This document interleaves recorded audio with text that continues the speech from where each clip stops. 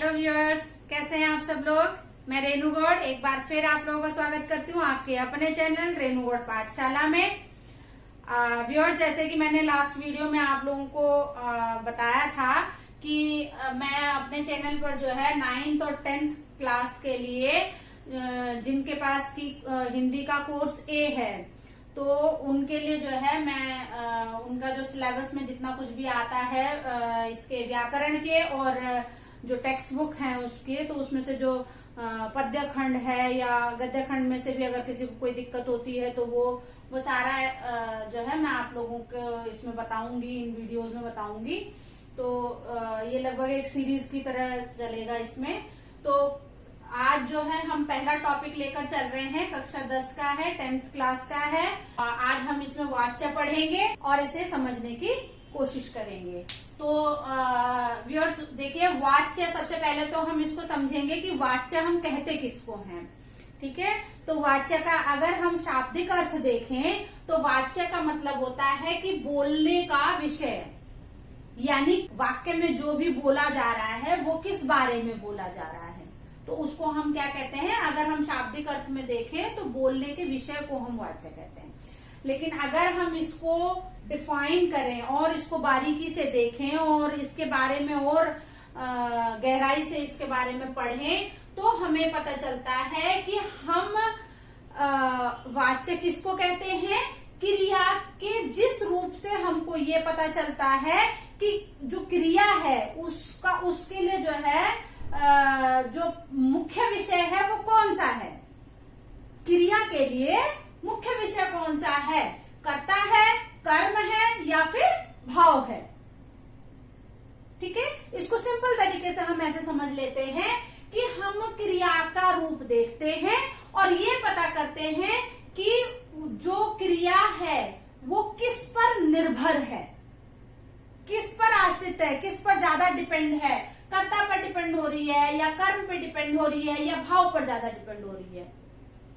तो इस तरीके से जब हम देखते हैं तो हम उन शब्दों को, क्रिया शब्दों को क्या कहते हैं, वाच्य कहते हैं हम उसे।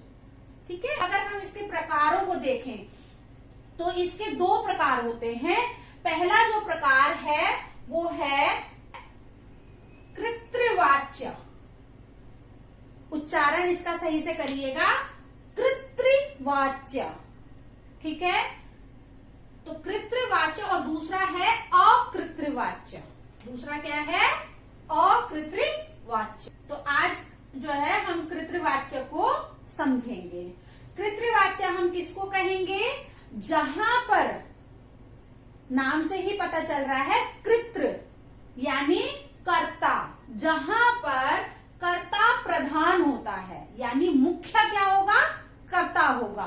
क्रिया किस पर निर्भर होगी, कर्ता पर निर्भर होगी। ठीक है, तो वहां हमारा क्या होगा, कृत्रिवाच्य होगा।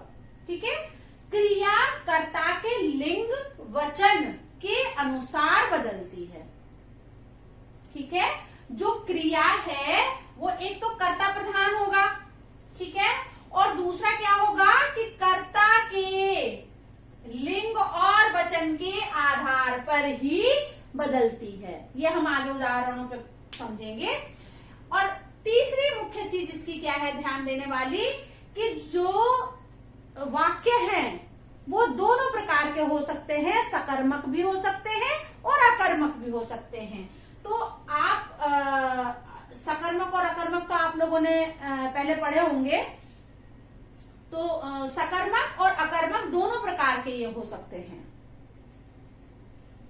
ठीक है, तो अगर सकर्मक और अकर्मक अगर समझ में ना आए या ना समझ में आए कि किस तरीके से होते हैं तो इस पर भी मैं एक वीडियो बनाकर जो है अलग से डाल दूंगी, तो वहां से आप देख सकते हैं इसको।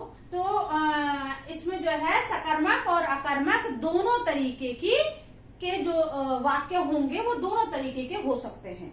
सकर्मक क्रिया वाले वाक्य भी हो सकते हैं और अकर्मक क्रिया वाले वाक्य भी हो सकते हैं। तो इनको हमने कैसे पहचानना है, इनको हम पहचानेंगे कि जहां पर कर्ता प्रधान होगा, यानी जो क्रिया है वो कर्ता पर निर्भर होगी, कर्ता के हिसाब से काम कर रही होगी, और कर्ता का जैसे लिंग होगा या जैसे उसका वचन होगा उसी के आधार पर जो है क्रिया होगी।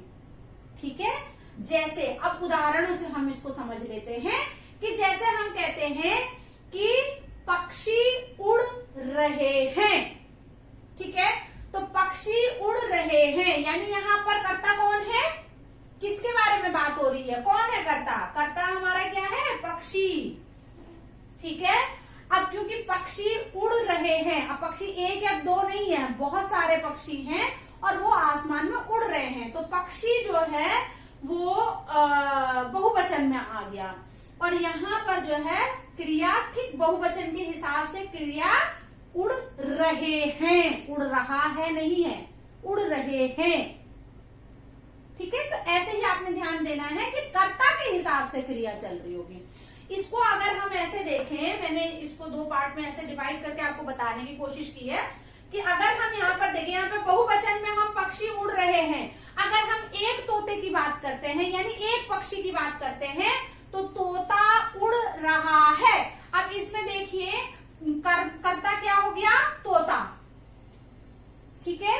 अब यहाँ पर तोता एक वचन है, पक्षी बहुवचन है, तो बहुवचन के साथ क्रिया भी बहुवचन में आ रही है, बदल रही है नहीं बदल रही है, और यहाँ पर क्रिया उड़ रहा है, तोता उड़ रहा है, तो एक वचन के हिसाब से क्रिया बदल गई, तो ये क्या हो गया, कृतवाच्य हो गया, ठीक है।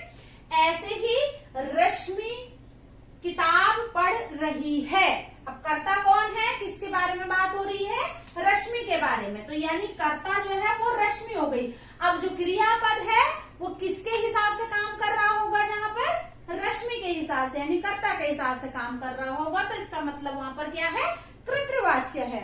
अब रश्मि किताब पढ़ रही है यानी रश्मि एक लड़की है और पढ़ रही है, क्रिया जो है उसके हिसाब से काम कर रहा है, कर्ता के हिसाब से, अगर लड़की है तो पढ़ रही है। ठीक वैसे ही राम और श्याम, यहाँ पर जो है आपने अगर वचन बदल दिया है, दो लोग हैं किताब पढ़ने वाले तो पढ़ रहे हैं।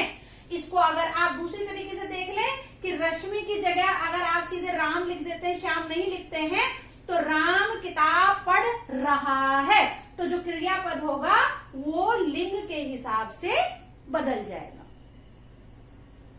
ठीक है, इतना क्लियर हो रहा है।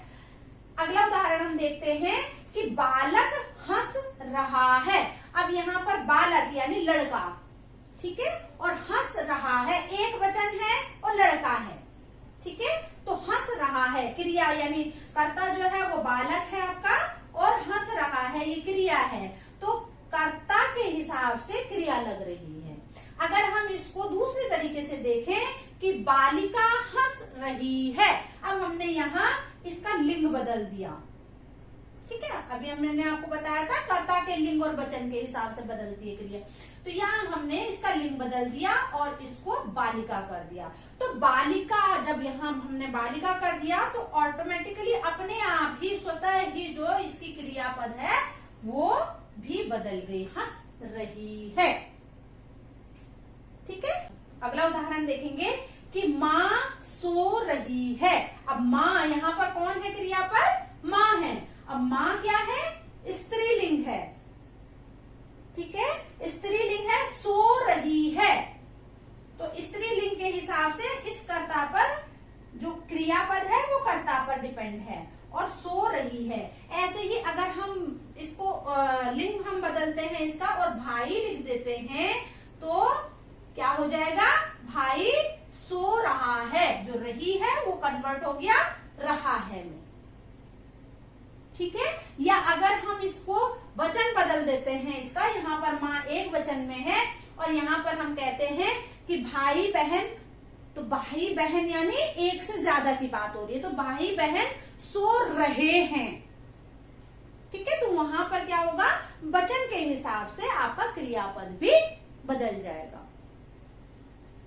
ठीक है, तो इससे स्पष्ट होता है कि इनमें आपने हर एक उदाहरण में देखा होगा कि हर एक उदाहरण जो है वो कर्ता प्रधान है, एक तो कि कर्ता ही प्रधान है, कर्ता के हिसाब से जो है वो क्रियापद बदलता चला जा रहा है। दूसरी चीज जो है, मेन चीज आपने देखी होगी कि कर्ता के लिंग और वचन के हिसाब से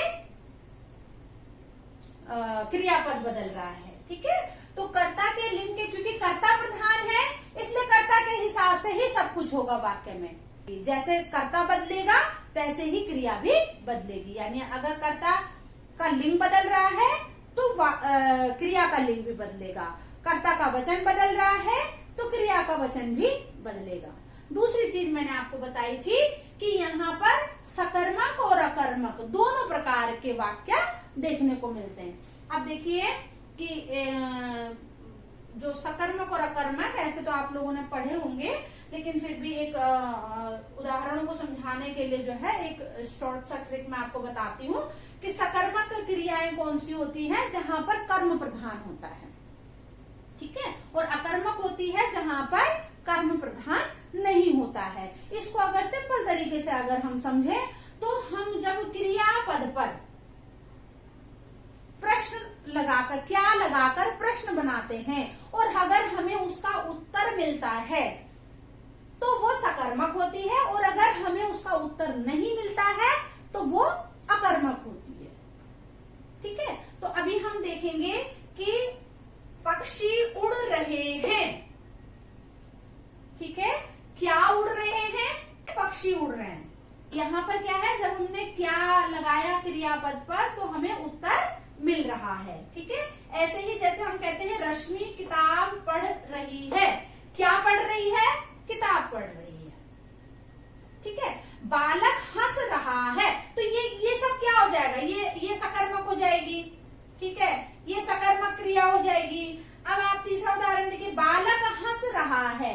अब क्या अगर हम इस पे लगाते हैं, इसके क्रियापद पर अगर हम क्या लगाते हैं, क्या हंस रहा है, तो कौन लगाएंगे तो उत्तर मिलेगा, लेकिन क्या लगाएंगे तो हमें उत्तर नहीं मिलेगा। क्या हंस रहा है तो कोई प्रश्न बनता नहीं है, उसका उत्तर नहीं मिल पा रहा है हमें, तो ये कौन सी क्रिया हो जाएगी, अकर्मक क्रिया हो जाएगी, ठीक है। माँ सो रही है, क्या सो रही है, कोई प्रश्न नहीं, कौन सो रही है अगर प्रश्न हम बनाते तो हमें उत्तर मिलता माँ सो रही है, लेकिन क्या सो रही है उत्तर नहीं प्राप्त हो रहा है, तो ये कौन सी क्रिया हो गई, अकर्मक। इस तरीके से हम देख सकते हैं कि जो कृतवाच्य है उसमें दोनों प्रकार की क्रियाएं चलती हैं, अकर्मक भी और सकर्मक भी। तो इस तरीके से आपको कृतवाच्य क्लियर हो गया होगा। अगले वीडियो में मैं आपको अकृतवाच्य जो है उसको एक्सप्लेन करूंगी, उसको बताऊंगी, उसको विस्तार से उसके बारे में बताऊंगी। उम्मीद करती हूँ कि आपको मेरा वीडियो पसंद आया होगा और ये वीडियो आपको जो है आपकी हिंदी को पढ़ने में जो है और याद करने में जरूर हेल्प करेगा। और अगर आपको इससे थोड़ा सा भी फायदा हो रहा है तो प्लीज कमेंट सेक्शन में जरूर लिखिएगा। और आपको वीडियो कैसा लगा, अच्छा नहीं लगा तब भी, और अच्छा लगा तब भी आप कमेंट सेक्शन में जरूर डालिएगा। मेरे चैनल को ज्यादा से ज्यादा लाइक करें, शेयर करें और सब्सक्राइब करें। मिलते हैं अगले वीडियो के साथ, तब तक के लिए नमस्कार।